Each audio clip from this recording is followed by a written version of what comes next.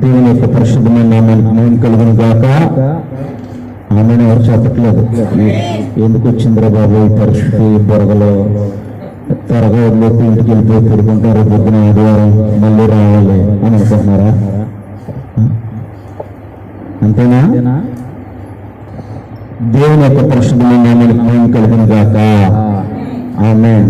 మరి దేవుడి కృపణ నుంచి గడిచిన ఇది 3వ దినం, 26, 27, 28 2 దినాలు కూడా మరి మన సంఘంలో ఉపవాస కూడికలు జరిపించుకోవడానికి దేవాది దేవుడి వాతావరణాన్ని అనుగ్రహించి మరి దూర ప్రాంతం నుంచి దైవజనులు కూడా నడిపించి మరి దేవుడి కృప చూపించి మన జీవితాల్లో దేవుడి కార్యాలు చేయాలని ఆశపడుతున్నాడు. ఎందుకనంటే దేవుడు తన పోలిక చొప్పున తన స్వరూపమందు నరుని సృజించాడు. సృష్టి అంతని సృజించాడు కానీ దేవుడికి సాటిస్ఫాక్షన్ లేదు. తన పోలిక చొప్పున తన స్వరూపం నుండి నరుని సృజించాడు. ఆ నరులు త్రోవ తప్పిపోతే వారి కొరకు దైవ కుమారుడిగా ఈ భూలోకానికి వచ్చి వారి పాపాల నిమిత్తము తానే బలైన గొప్ప దేవుడు లోకరక్షకుడైన యేసు ప్రభు వారి దేవునామానికి మహిమ కలుగును గాక. ఈ 3వ గణన ఈ ఉపవాస కూడికలో ఉపవాసం ఉన్నారు ఎవరన్నా? ఎవరు మాట్లాడలేదు. ఉపవాసం ఉన్నారా? ఉపవాసం ఉన్న దేవుడు దీవించిన గాక, ఉండని కూడా బహుగా దీవించిన గాక. ఆమేన్. ఎందుకంటే మనం ఉపవాస కూడికలు అనేవి పెట్టుకున్నాం. 2-3 సార్లు ఆలోచించారు, ఉపవాస కూడికలు పెట్టాలా, ప్రార్థనా కూడికలు పెట్టాలా అని ఆలోచించారు. ఎందుకనంటే మరి దేవుణ్ణి మనము మోసం చేయకూడదు. దేవుడు వేషనైనా క్షమిస్తాడు కానీ వేషధారిని అస్సలు క్షమించడు అన్నమాట. దైవ సేవకులు కూడా 2-3 సార్లు ఆలోచించి మరి అందరం సమ్మతి అయితేనే అని భావించి ఉపవాస కూడికలు పెట్టుకుని ఏదైనా దేవుని కృప, దేవుని కనికరము. ఈ యొక్క 3వ దినాన ఈ యొక్క రాత్రికాల సమయంలో దేవుడు మనతో మాట్లాడుతున్న ప్రతి మాటకు మనం లోబడితే గనక, ప్రతి మాటను మన హృదయంలో గనక భద్రపరుచుకుంటే గనక మన జీవితాల్లో దేవుడు గొప్ప కార్యాలు చేస్తాడు. పరిశుద్ధ గ్రంథంలో నుంచి యెహోషువ గ్రంథము 3వ అధ్యాయము 6వ వచనం.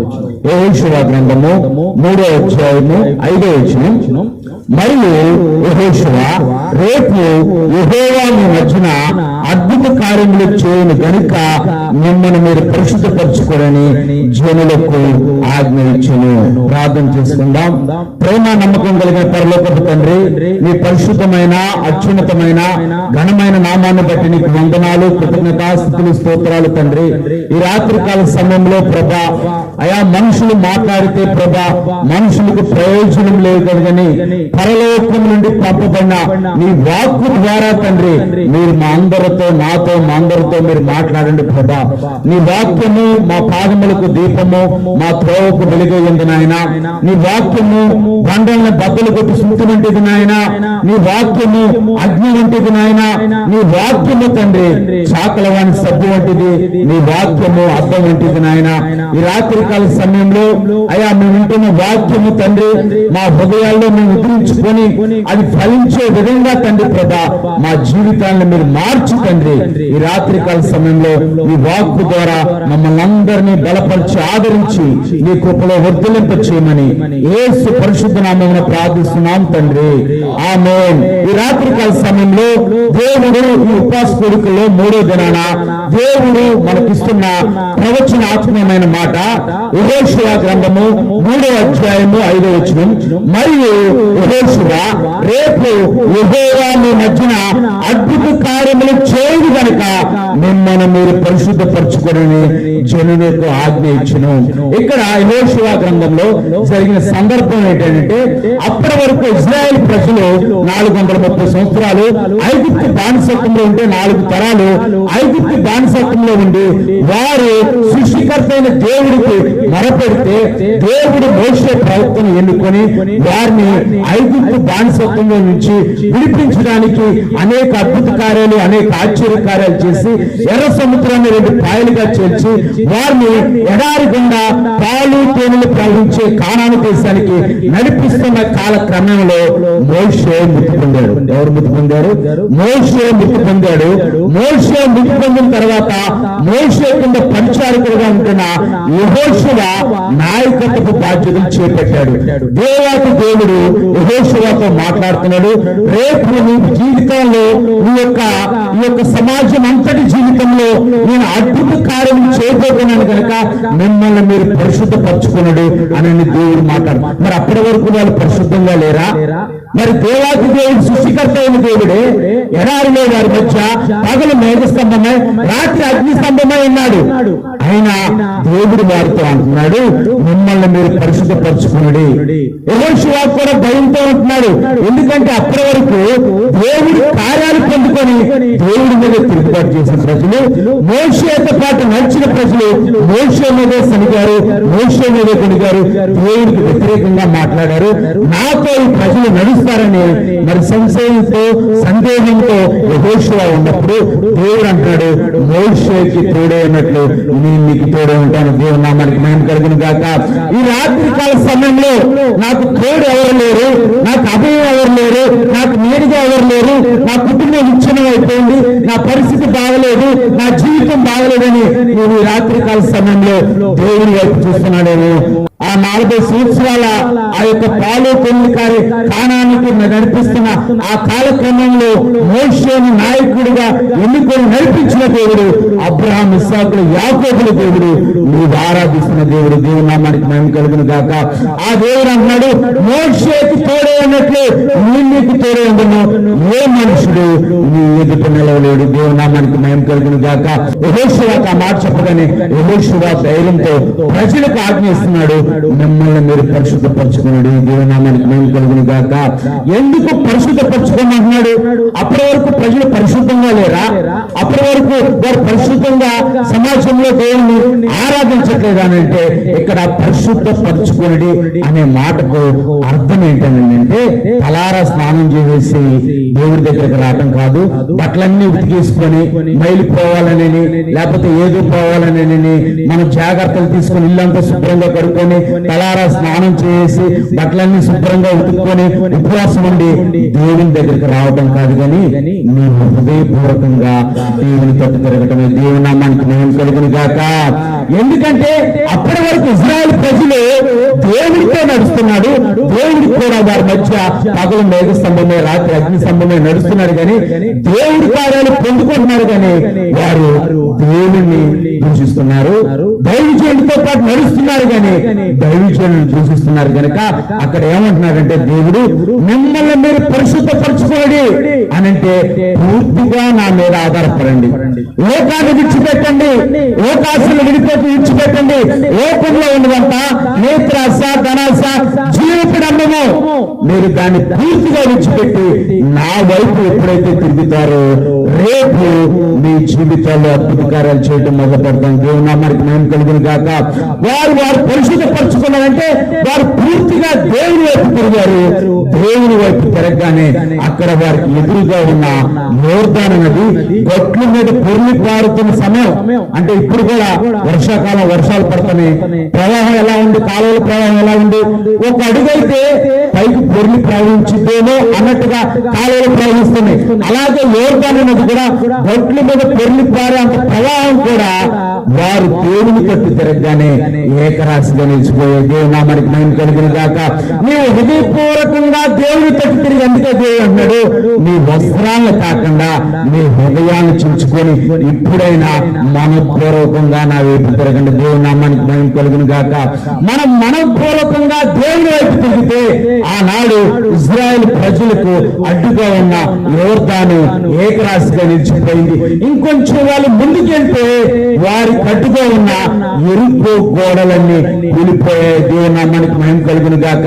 ఈ రాత్రి కాల సమయంలో దేవుడు అంటున్నాడు, మిమ్మల్ని మీరు పరిశుద్ధపరచుకోండి అంటే నీవు హృదయపూర్వకంగా దేవుని వైపు తిరిగితే, హృదయపూర్వకంగా దేవుని మీద ఆధారపడితే లోకంలో ఉన్నదంతా నేత్రాశ, జీవకుడంబము, ధనాశ కనుక లోకంలో ఉన్న పాపాన్ని విడిచిపెట్టి కుక్క తన వాంతుకు తిరిగినట్టు నువ్వు మళ్ళీ వెనక్కి తిరగకుండా సృష్టికర్త అయిన దేవుడి మీద నువ్వు ఆధారపడితే ఆనాడు యోర్దాను నదిని ఏకరాశిగా నింపిన దేవుడు వారికి ఇశ్రాయేలు ప్రజలు ఎదురుగా ఉన్న ఆ ఎరుకో గోడల్ని కూర్చిన దేవుడు నీకు ఏ సమస్య అయితే అడ్డుగా ఉందో నువ్వు ఏ సమస్యతో అయితే బాధపడుతున్నావో, ఏ సమస్య అయితే నీకు కొండగిస్తుందో, ఆ సమస్య కంటే గొప్పవాడైన సృష్టికర్త దేవుని వైపు నువ్వు చూస్తే నీ సమస్య నుంచి, నీకున్న ఇబ్బంది నుంచి, నీకున్న ఇరుకు నుంచి, నీకున్న అనారోగ్యం నుంచి, నీకున్న లేమి నుంచి దేవుడు నిన్ను విడిపిస్తాడు. దేవుని నామానికి మహిమ కలుగును గాక. మరి దేవుడు పరిశుద్ధపరచుకోమన్నాడు. మన దేవుని యొక్క స్వభావం ఎలాంటిది, మన దేవుడు ఎలాంటి గుణగణాలు కలిగి ఉన్నాడు ఒకసారి చూసుకుందాం. మొదటి తిమోతికి రాసిన పత్రిక 6వ అధ్యాయము 15-16 వచనాలు. మొదటి తిమోతికి రాసిన పత్రిక 6వ అధ్యాయము 15-16 వచనాలు నేను చదువుతాను. శ్రీమంతులను అతిథులకు సర్వాధిపతి యుక్తకాలమందు ఆ ప్రత్యక్షతను కనపరచును. ఆ సర్వాధిపతి రాజులకు రాజును, ప్రభులకు ప్రభు అయి ఉన్నాడు. సమీపించరాని తేజస్సులో ఆయన మాత్రమే వసించుచు అమరత్వము గలవాడే ఉన్నాడు. మనుషుల్లో ఎవ్వరను ఆయన చూడలేడు, ఎవ్వరను చూడలేడు. ఆయనకు ఘనతయు శాశ్వతమైన ప్రభావము కలుగును గాక. మనుషుల్లో ఎవడు కూడా ఆ సృష్టికర్త అయిన యెహోవాను చూడనేరడు, చూడడు కూడా అంట. దేవుని నామానికి మహిమ కలుగును గాక. మరి దేవుడు సృష్టించిన సూర్యుడు సమస్త జీవకోటికి వెలిగిస్తాడు, ప్రతిరోజు ఉదయిస్తాడు. ఒకవేళ సూర్యుడు ఉదయించకపోతే మన జీవన విధానం మారిపోతుంది. ఎందుకనంటే మానవులకి డి విటమిన్ కావాలి, డి విటమిన్ కావాలి. సూర్యరశ్మి వల్ల కొన్ని విటమిన్స్ వస్తాయి. సూర్యరశ్మి వల్ల ఈ వృక్షాలు, చెట్లన్నీ సమస్తము బ్రతుకుతాయి. మరి దేవుడు సృష్టించిన సూర్యుడి దగ్గరికి వెళ్ళడానికి మానవుడు ఎంతగానో ప్రయత్నం చేస్తూ ర్యాకెట్లు వేసుకొని వెళ్తున్నాడు. ఆ సూర్యరశ్మి వల్ల మనం మేలు పొందుకుంటున్నాం. ఆ సూర్యుడు ఎలా ఉంటాడు, ఎంత ఉంటాడు, ఎలా మండుతున్నాడు, అసలు ఎలా వెలుగొస్తుందని ఆ సూర్యుడి దగ్గరికి శాస్త్రవేత్తలు ర్యాకెట్ వేసుకొని వెళ్తుంటే, ఇక్కడ కొద్దిగా వేడి 40 డిగ్రీలు 50 డిగ్రీలు వేడికి ఏసీలు పెట్టుకొని మనం ఉంటున్నాం. మరి దేవుడు సృష్టించిన ఆ సూర్యుడి దగ్గరికి వెళ్తుంటేనే అక్కడికి వెళ్ళలేక ర్యాకెట్లు మాడి మసైపోతున్నాయి. దేవుని నామానికి మహిమ కలుగును గాక. మరి సృష్టికర్త అయిన దేవుడి దగ్గరికి వెళ్ళడానికి నీకు ఏ అర్హత కావాలి? మనం ఎలాంటి భక్తి చేస్తే సృష్టికర్త అయిన దేవుడిని మనం చూడగలుగుతాం?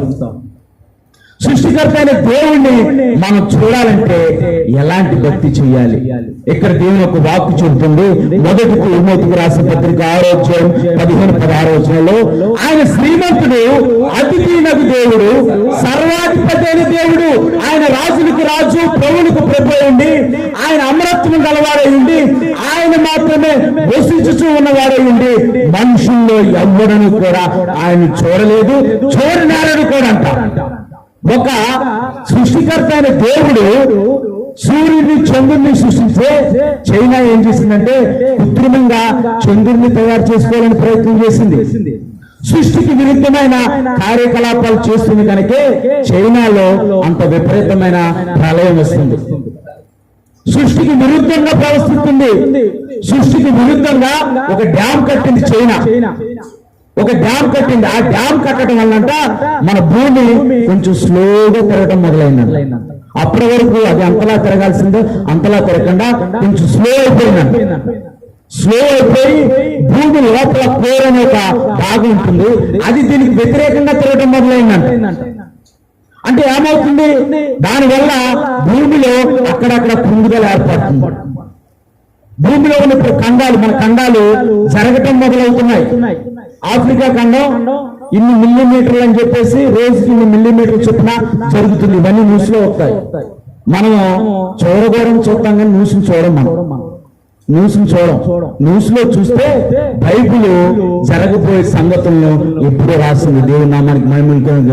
దేవుని ఆత్మ చేత పరిశుద్ధులైన ప్రవక్తలు, ఆయన శిష్యులు, అపోస్తులు జరగబోయే సంగతుల్ని ముందుగానే రాశాడు. మనం చదువుతున్నప్పుడు అవి జరుగుతున్నాయా లేదా అని తెలియాలంటే మనము న్యూస్ ఫాలో అవ్వాలి. మనం చూడకుండా అన్ని చూస్తూనే ఉంటాం. పొద్దున మొదలుపెట్టి సాయంత్రం వరకు చూస్తూనే ఉంటాం కానీ న్యూస్ చూడం. ఇప్పుడు ఇజ్రాయెల్ ప్రాంతంలో భయంకరమైన యుద్ధం జరుగుతుంది. భయంకరమైన అతి భయంకరమైన యుద్ధం. ఇప్పటి వరకు ఇజ్రాయేల్ ఎప్పుడు అలాంటి యుద్ధం చేయలేదు. అసలు మీరు తగ్గమంటే తగ్గమంటున్నారు. ప్రపంచం అంతా ఏమనుకుంటుందంటే ప్రపంచంలో ఉన్న మేధావులు ప్రపంచానికి అంతం రాబోతుందని అనుకుంటున్నారు. భూమి మధ్య ప్రాంతంలో ఉన్న ఇజ్రాయేల్ ప్రాంతం భూమి అంతటికి ఆధారంగా ఉంది. మరి భూమిని ఆకాశాన్ని సృష్టికర్త అయిన దేవుణ్ణి నువ్వు చేరాలంటే నువ్వు ఎటువంటి భక్తి చేయాలి? అందుకే యెరూషలేము కొరకు ప్రార్థన చేయమని అంటున్నారు. మనం ఇప్పుడు ప్రార్థించేటప్పుడు కూడా యెరూషలేము గురించి తప్పకుండా ప్రార్థన చేయండి. ప్రతిరోజు యెరూషలేము గురించి ప్రార్థన చేయాలి. పరిశుద్ధ గ్రంథమైన బైబిల్లో దావీదు అంటున్నాడు, యెరూషలేమును మర్చివాడు తన కుడి చేతి నేర్పుని మర్చివాడు. అంటే మన కుడి చేతితో పనులు చేసుకుంటాం, మన 10 దినాలని మనం మర్చిపోతామంట. అంటే మన నేర్పుని ఎలాగైతే మర్చిపోకుండా మనం ఉంటామో యెరూషలేమును కూడా మర్చిపోకుండా యెరూషలేము కొరకు ప్రార్థించేవారు వారు వర్ధిల్లుతారు. దేవుని నామానికి మహిమ కలుగును గాక. ఈ రాత్రికాల సమయంలో ఆయన మాత్రమే వసించుచు అమరత్వం కలిగిన దేవుణ్ణి మనం చేరుకోవాలనంటే మనం ఎలాంటి భక్తి చేయాలి ఒకసారి చూసుకుందాం. మనం దేవుడు మనల్ని ఎలా పిలిచాడో ఒకసారి చూద్దాం. 1 కొరింథీయులకు రాసిన పత్రిక 1వ అధ్యాయము 2వ వచనం. 1 కొరింథీయులకు రాసిన పత్రిక 1వ అధ్యాయము 2వ వచనం.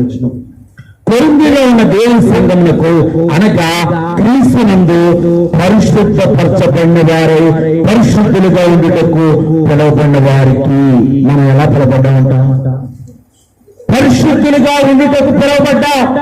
అందుకే మీరు పరిశుద్ధుని కనుక మీరు కూడా పరిశుద్ధులై ఉండండి. లోకంలో ఎవరు చెప్పట్లేదు లోకంలో ఎలా ఉండాలని అంటే మనుషులకు మైలంటితే దేవుడికి కూడా మైలంటుంది అంటున్నారు. ఇది ఎక్కడ కూడా దేవుడికి మైలంటడం ఏంటి? మరి దేవుడు కదా ఆయన భూమిని సృష్టించినతను కదా, సృష్టికర్త కదా. మరి దేవుడికి మైలు అంటే ఏంటి? మనం ఆరాధిస్తున్న దేవుడికి మైలు గీలు అలాంటి దేవుడు అంటదు. మనిషికున్న మైలు కలిగిన మైలుతో నిండిన ఆ పాపం నుంచి విడిపించే దేవుడు. దేవుని నామానికి మహిమ కలుగును గాక. మనుషులకి మైలెట్టితే అది దేవుడికి కూడా అంటుందని అంటున్నారు. ఇది ఎంత విచిత్రం అంటే మనుషులు చేసుకున్నారు కనుక మనుషులకు మైలంటింది కాబట్టి దానికి కూడా మైలంటింది అంటున్నారు. సృష్టికర్త అయిన దేవుడు మనుషులు చేశారు కానీ మనుషులు దేవుని చేయలేదు. దేవుని నామానికి మహిమ కలుగును గాక. ఇక్కడ దేవుని యొక్క వాక్యం అంటుంది, కొరింథీలో ఉన్న దేవుని సంఘమునకు అనగా క్రీస్తు యేసునందు పరిశుద్ధపరచబడిన వారే పరిశుద్ధులుగా ఉండుటకు పిలువబడిన వారికి. మనం పరిశుద్ధులుగా ఉండుటకు పిలువబడితే మనం అపరిశుద్ధంగా ఎందుకుంటున్నాం? అపరిశుద్ధమైన మాటలు ఎందుకు మాట్లాడుతున్నాం? లోకానికి మీరు వెలుగై ఉన్నారని అని దేవుడు అంటే మనం చీకటిగా ఉండి చీకటి కార్యాలు చేస్తూ జీవిస్తున్నాం. దేవుడి నామం అవమానపరచబడుతుంది అని అంటే ఎలా అవమానపరచబడుతుంది అని అంటే క్రైస్తవులు పెట్టి వారి జీవన విధానాన్ని పెట్టి వారు సరైన సాక్ష్యం లేకుండా వారి ఇష్టానుసారంగా వారు జీవించడం వల్ల దేవుడి నామాన్ని అవమానపరచబడుతుందే కానీ దేవుడిని ఎవరు ఉత్తిగా పెట్టట్లా. వారు సరైన విధానం లేదు, సరైన పద్ధతి లేదు. వాక్యం చదువుతున్నారు, చదివిన వారిగా ఉంటున్నారు కానీ వారికి నచ్చినట్టు వారు జీవిస్తున్నారు, వారికి నచ్చినట్టు వారు బతుకుతున్నారు. దేవుడు అంటున్నాడు, క్రీస్తునందు మిమ్మల్ని పరిశుద్ధపరచబడి పరిశుద్ధులుగా ఉండుటకు పిలిచాను, మీరు ఎలా ఉంటున్నారు? ఒకసారి చూద్దాం. రోమీయులకు రాసిన పత్రిక 6వ అధ్యాయము 19వ వచనం. ఇది చదవండి. ఇది నేను రెఫరెన్స్ మొత్తం రాయలేదు, ఎవరైనా తీసి చదవండి. ఇది కొంచెం నేను శరీర బలహీనతలు బట్టి మాట్లాడుతున్నాను.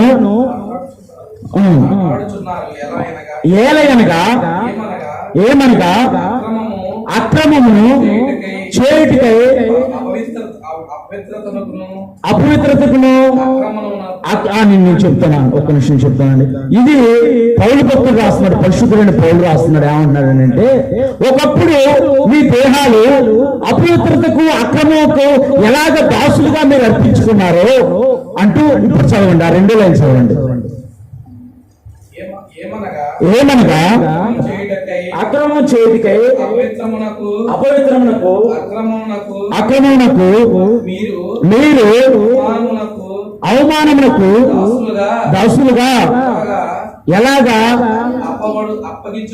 అప్పగించు అంటే మన దేహాన్ని అపవిత్రతకు, మన దేహాన్ని పాపం చేయడానికి, మన దేహాన్ని మోసం చేయడానికి, మన దేహం ద్వారా అపవిత్రమైన కార్యాలు చేయడానికి దాసులుగా ఎలాగా అప్పగించుకున్నామో అలాగే పరిశుద్ధత కలుగుటకై ఇప్పుడు మీ అవయవములను నీతికి దాసులుగా అప్పగించుకోండి అంటున్నాడు. ఒకప్పుడు క్రీస్తుని అడగనప్పుడు మనం అపవిత్రతకు, అక్రమం చేయడానికి, మోసం చేయడానికి, రకరకాల చెడు కార్యకలాపాలకి మన దేహాన్ని ఎలాగైతే అప్పగించుకున్నామో, ఇప్పుడు క్రీస్తునందు మీరు పరిశుద్ధపరచబడ్డారు కనుక, క్రీస్తు రక్తంతో మిమ్మల్ని పరిశుద్ధపరిచాడు కనుక, ఇప్పుడు మీరు నీతికి దాసులుగా మీరు అవయవాలను అర్పించుకోండి. దేవుని నామానికి మేము కలుగును గాక. అందుకే రోమీయులకు రాసిన పత్రిక 12:1 ఉంటుంది, సజీవ యాగముగా మన దేహాల్ని ఆయనకు సమర్పించుకోమంటున్నాడు. మరి మన దేహాన్ని సమర్పించుకుంటున్నావా? నోటినొకటినే సమర్పించుకుంటున్నావా? వందనాలు యేసయ్యా, స్తోత్రాలు యేసయ్యా, గత కాలం అంతా కాపాడే ప్రభా, నీకు వందనాలయ్యా అంటున్నాం. తక్కువ వచ్చేసిన తర్వాత నా ఇష్టం నాది, నీ ఇష్టం నీది అని అంటున్నాం. ఇది పరిశుద్ధపరచబడటం కాదు, ఇది పరిశుద్ధపరచుకోవటం కాదు. ఆ ఇజ్రాయెల్ ప్రజలు కూడా దేవుడి కార్యాలు కావాల్సినప్పుడు దేవుడా దేవుడా దేవుడా దేవుడా అని అన్నారు. దేవుడి కార్యాలు పొందుకున్న తర్వాత ఇదేంటి ఎలాగుంది ఆహారం? ఐగుప్తులోనే బాగుంది, ఐగుప్తులో చేప ఉండే, ఎండి ఉండే, ఎక్కడేంటి పూరేళ్ళు ఉన్నాయి, ఎక్కడేంటి ఆకాశం నుంచి మన్నా కురిపించబడింది, అక్కడైతే రొట్లు ఉన్నాయి, అయ్యున్నాయని దేవుడి మీద, దేవుడి కార్యాల మీద శనిగారు కొనిగారు గనకే వారు ఎడారిలో కూలిపోయారు. దేవుని నామానికి మహిమ కలుగును గాక. కొత్త తరం ఒకటి మొదలైంది, యెహోషువ టయానికి కొత్త తరం ఒకటి మొదలైంది కనుక దేవుడు అంటున్నాడు, మిమ్మల్ని మీరు పరిశుద్ధపరచుకొని అన్నాడు. దేవుని నామానికి మహిమ కలుగును గాక.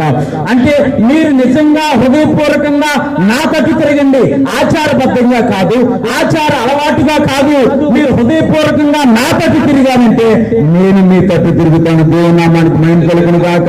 అందుకే దేవుడు అంటున్నాడు, ఆయన హృదయం అనే తలుపు వద్ద నుంచొని తట్టు తిన్నారంట. ఎవరైనాను ఆయన స్వరం విని హృదయం అనే తలుపును తెరిస్తే ఆయన హృదయంలో వచ్చి నివాసం చేస్తాడంట. దేవుని నామానికి మహిమ కలుగును గాక. హృదయము మోసకరమైనది, ఘోరమైన వ్యాధి కలదు. మరి హృదయాన్ని బాగు చేసే దేవుని వైపు చూస్తావా? హృదయాన్ని పాడు చేసే లోకం వైపు, లోకాసుల వైపు చూస్తావా?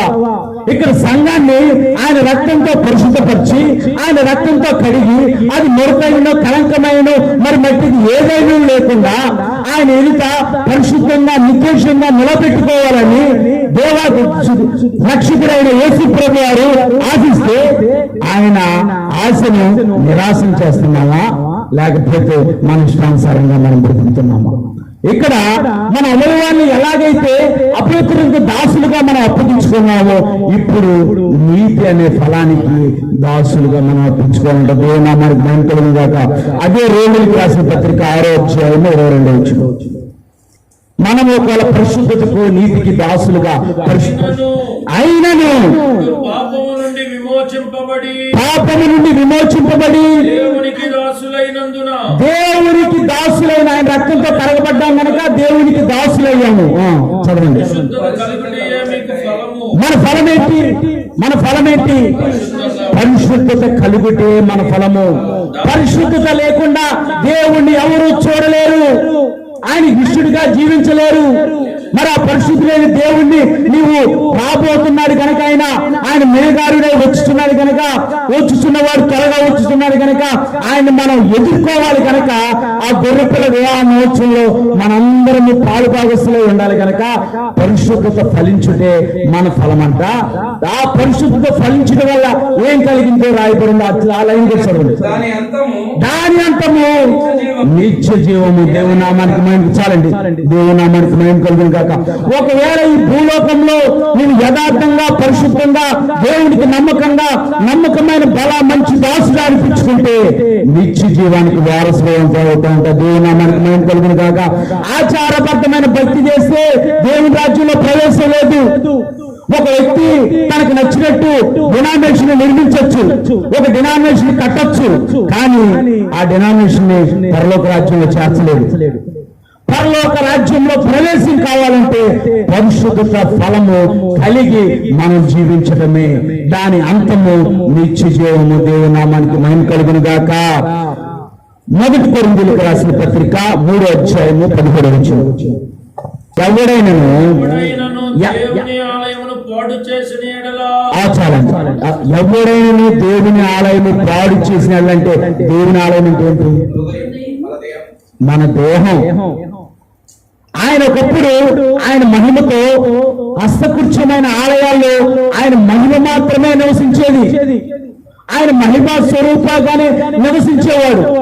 ఇప్పుడు ఆయన తన ప్రియ కుమారుడైన యేసు ప్రభువాన్ని లోక మానవాళి రక్షణార్థం ఈ లోకానికి పంపించిన తర్వాత ఆయన్ని ఎందరైతే అంగీకరిస్తారో, ఆయన రక్తంలో ఎవరైతే పాలిపాగస్తులు అవుతారో వారందరినీ పరిశుద్ధపరిచాడు కనుక వారి యొక్క దేహము పరిశుద్ధపరచబడింది కనుక వారి దేహము దేవుని ఆలయం అంట. దేవుని నామానికి మేము కలుగును గాక. మరి మన దేహము దేవుని ఆలయం అని దేవుడు అంటున్నాడు. ఒకసారి చదవండి. ఎవడైనా దేవుని ఆలయాన్ని పాడు చేసిన ఎడలా దేవుడు వాడిని పాడు చేస్తాడు. అంటే నష్టం ఎవరికి? నష్టం ఎవరికి? మనకే నష్టం. మన ఇష్టానుసారంగా మనం జీవిస్తే, మనకు నచ్చిన భక్తి మనం చేస్తే నష్టం ఎవరికంటే దేవుడు కాదు. దేవుడి మీద నందేయడానికి మనం సరిపోం, దేవుడిని ప్రశ్నించడానికి మనం సరిపోం. అందుకే పరిశుద్ధ గ్రంథం బైబిల్ అంటుంది, ఆ కొండ విడిపోతే ప్రశ్నించిద్దా? కుమారుని ప్రశ్నించిద్దా? ఎందుకు విడిపోయింది, ఎందుకు పగిలిపోయాను, ఎందుకు ఇలా చేసామని ప్రశ్నించిద్దా? మళ్ళీ ఆ ముద్దను తీసుకొని ఆ సారిపైన మళ్ళీ మరొక ఆ యోగ్యమైన పాత్రగా కుమారు చేస్తాడు. దేవుని నామానికి మహిమ కలుగును గాక. పాప పంక్యములో జీవిస్తున్న మనల్ని పాపముతో, ద్వేషముతో, అతిక్రమంతో, అక్రమంతో, దురాశతో జీవిస్తున్న మనల్ని దేవుడు ప్రేమించి మనకి నూతనమైన జీవాన్ని ఇస్తే, ఆయన రక్తంతో మనల్ని కడిగి పరిశుద్ధపరిచి మన హృదయం, మన యొక్క దేహాన్ని ఆయన ఆలయంగా చేసుకుంటే మనము ఆయన ఆలయమని, మన దేహాలు ఆయన ఆలయమని గుర్తిరిగి జీవిస్తున్నామా? నా దేహం నా ఇష్టం, నా శరీరం నా ఇష్టం, నా బ్రతుకు నాది అని మనం అంటున్నామా? ఇక్కడ దేవుడు ఒక వాక్కు ఉంటుంది, ఎవరైనా దేవుని ఆలయాన్ని పాడు చేసిన యెడల దేవుడు వాడిని పాడు చేయను. దేవుని ఆలయము పరిశుద్ధమై ఉన్నది. అంటే మనము ఆలయమై ఉన్నాము, దేవుని ఆలయం పరిశుద్ధమై ఉన్నది అని అంటూ ఇక్కడ రాసినాడు. 1 కొరింథీయులకు రాసిన పత్రిక 6:19 చదువుతాం, సమయం లేదు కనుక. నీ దేహములు దేవుని వల్ల నీకు అనుగ్రహింపబడి నీలో ఉన్న పరిశుద్ధాత్మకు ఆలయమై ఉన్నదని నీవు ఎరుగురా. ఎరగట్లా? ఎవరో ఎరగట్లేదు.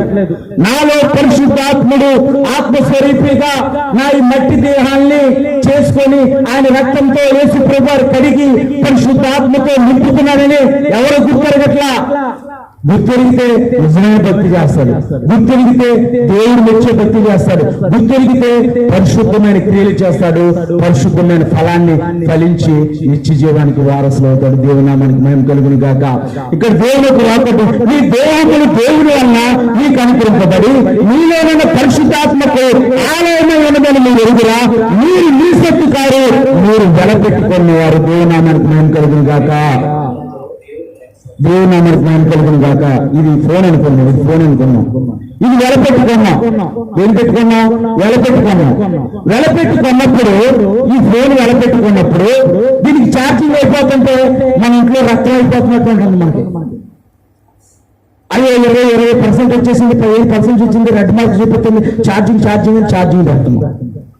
దాంట్లో డేటా బ్యాలెన్స్ అయిపోయింది అనుకో, డేటా బ్యాలెన్స్ అయిపోయింది, నెట్ అయిపోతుంది, బ్యాలెన్స్ వేయించుకోండి. ఒకవేళ అది పడిపోయి స్క్రీన్ పగిలిపోయింది అనుకో, మన అవసరాలన్నీ మానుకొని దానికి ఆ స్క్రీన్ వేయించుకోవడానికి మనం ప్రయత్నం చేస్తాం. ఎందుకంటే వెలపెట్టుకున్నాం, దానికి వాల్యూ ఉంది. మరి దేవుడు తన పరిశుద్ధ రక్తంతో మనల్ని కడిగితే మరి దేవునికి మనం వాల్యూ ఇస్తున్నామా? ఇవ్వట్లేదా? మనమే పరిశీలన చేసుకోవాలి. ఉపవాస కూడికలు అని అంటే ఉపవాసం ఉండి కడుపు మార్చుకొని దేవుడి దగ్గరకు వచ్చి ప్రార్థన చేయటం కాదు, నీవు హృదయపూర్వకంగా ఆయన తట్టు తిరగటమే. దేవుని నామానికి మహిమ కలుగును గాక. దేవుని ప్రజలంటే ఇప్పుడైనా మీరు ఉపవాసం ఉండి మీ వస్త్రాలను కాకుండా మీ హృదయాలను చించుకొని మరలా నా తట్టు తిరిగితే ఈ రాత్రికాల సమయంలో నీవు నిజంగా నాకు ఆధారం నీవే ప్రభా, నాకు ఆశ్రయదుర్గం నీవే ప్రభా, నీవు తప్ప నాకే ఆధారం లేదని నీవు హృదయంగా ఆయన తట్టు తిరిగితే, హృదయపూర్వకంగా ఆయన తట్టు తిరిగితే కనుక ఆయన నీ తట్టు తిరిగి నీ జీవితంలో ఈ క్షణం నుంచి అద్భుత కార్యాలు, ఆశ్చర్య కార్యాలు చేయడం మొదలు పెడతాడు. దేవుని నామానికి ఏం కలుగుతుంది. ఆనాడు ఇజ్రాయెల్ ప్రజల్లో చేశాడు, వారిని పాలుతోలు ప్రవహించే కానాను దేశానికి నడిపించాడు. వారికి అడ్డుగా ఉన్న రాజులందరినీ కూలగొట్టాడు, రాజులందరినీ వారి చేతికి అప్పగించాడు. మరి నిన్ను నన్ను మనుషుల చేతికి అప్పగిస్తాడా? నిన్ను నన్ను ఆ యొక్క దురాత్మ చేతులకు అప్పగిస్తాడా? నిన్ను నన్ను ఆయన రక్తంతో కొడుకుని అపరాధ చేతికి అప్పగించడానికే మనం గుర్తెరగట్లా. మన దేహాల్లో పరిశుద్ధాత్ముడు ఆత్మస్వరూపుగా నివసిస్తున్నాడు. మన దేహాలు దేవుని ఆలయమై ఉందని మనం గుర్తెరిగితే హృదయపూర్వకంగా ఆయన కట్టుకుందాం, హృదయపూర్వకంగా ఆరాధన చేస్తాం. ఆరాధన చేయండి అంటే ఒక్కొక్క దగ్గర వెళ్తా ఉంటాం, వాక్యం చెప్పడానికి వెళ్తా ఉంటాం. దేవుని కృపను బట్టి ఆరాధన చేయండి అంటే సప్పట్లు కొడితే నోరు తెరవరు, నోరు తెరిస్తే సప్పట్లు కొట్టరు, కళ్ళు మూసుకోని లోకల్లో ఒళ్ళంతా చూస్తుంటే సిర్ మంట వస్తా ఉండేది. ఏసు రక్తమే చేయని చెప్పుకొని కళ్ళు మూసుకొని ఆరాధన చేసుకుంటా ఉంటాను. నీ నిజంగా నీ దేహంలో దేవుడు నివసిస్తున్నాడంటే నీ దేహంతో ఆయన మహిమపరుస్తావు. దేవుని నామానికి మహిమ కలుగును గాక. నీకు ఆరోగ్యాన్ని ఇచ్చి, నీకు బలాన్ని ఇచ్చి, నీకు సత్తునిచ్చి నువ్వు దేవుని ఆరాధించకపోతే దెయ్యాన్ని ఆరాధిస్తున్నావు నువ్వు. అంతేగా దెయ్యాన్ని ఆరాధించి దెయ్యం వచ్చి నెత్తి మీద కూర్చుంటుంటే నువ్వు మౌనంగా ఉంటున్నావు. ప్రతి విధమైన దురాత్మ అంధకార చీకటి శక్తులన్నిటి నుంచి విడుదల కలుగును గాక. మనం హృదయపూర్వకంగా పూర్ణ హృదయముతో, పూర్ణాత్మతో, పూర్ణ మనసుతో నీ దేవుడైన యెహోవాని ప్రేమింపవలెను. దేవుని నామానికి మహిమ కలుగును గాక. ఆయన మనం ప్రేమించక ముందే ఆయన మనల్ని ప్రేమించాడండి. ఆయన మనల్ని ప్రేమించక ముందే ఆయన మనల్ని ప్రేమించాడు. మరి ఆయన ప్రేమించిన తర్వాత కూడా మనం ప్రేమించకపోతే ఎంత దౌర్భాగ్యము! దానికన్నా దౌర్భాగ్యం ఉండిద్దా? మన తల్లిదండ్రులు ద్వారా మనం ఈ లోకంలో జన్మించాం. మనం భూమి మీద ఉన్నంత కాలము తల్లిదండ్రులు గౌరవంగా ప్రేమిస్తాం. మరి ఈ భూలోకానికి రావడానికి కారణమైన సృష్టికర్తను నువ్వు ప్రేమిస్తున్నావా? ఆయన ఆజ్ఞకు నువ్వు లోపడుతున్నావా? ఆయన పరిశుద్ధిగా దేవుడు, నువ్వు పరిశుద్ధంగా జీవిస్తున్నావా? ఇక్కడ దేవుని ఒక వాక్ అంటుంది, నీ దేహంలో దేవుడి వల్ల నీకు అనుగ్రహింపబడి మీలో ఉన్న పరిశుద్ధాత్మకు ఆలయమే ఉన్నాయని మీరు ఎరుగురా. మీరు మీ సొత్తు కాదు, మీరు వెల పెట్టుకున్నవారు. మనము వెల పెట్టుకున్నామండి, సాదాసీదా కొల్లా. సృష్టికర్త అయిన దేవుడు తన ప్రియ కుమారుణ్ణి సూర్య స్వరూపమైన సొగసైనను లేనివాడిగా, మనుషులు చూడనలని వాడిగా, వ్యాధిని అనుభవించిన వాడిగా నలగొట్టాడంట. మరి మన శరీరాన్ని మనం నలగొట్టుకుంటున్నావా? ఉపవాసం ఉండంటే మీకు మంచిది, ఉపవాసం ఉండి ప్రార్థన చేద్దామని దైవజనుడు ఎంతో భారంతో ప్రయాసతో అంటే ఉపవాసం ఉంటున్నావా? ఉపవాసంలో మరి అప్పుడు ఒక పొయ్యండి, పొయ్యిలో ఒక కట్టె మండితే, ఒక కట్టె అయితే కొంచెం మంట వచ్చింది, 2 కట్టెలు మండితే ఇంకొంచెం మంట, 4 కట్టెలు వేస్తే ఎక్కువ మంట ఉండిద్ది, అది బాగా ఉడికి. ఒక కట్టెతో ఉడికించామనుకో, ఓ పక్కన ఉడికితే ఓ పక్కన ఉడకదు.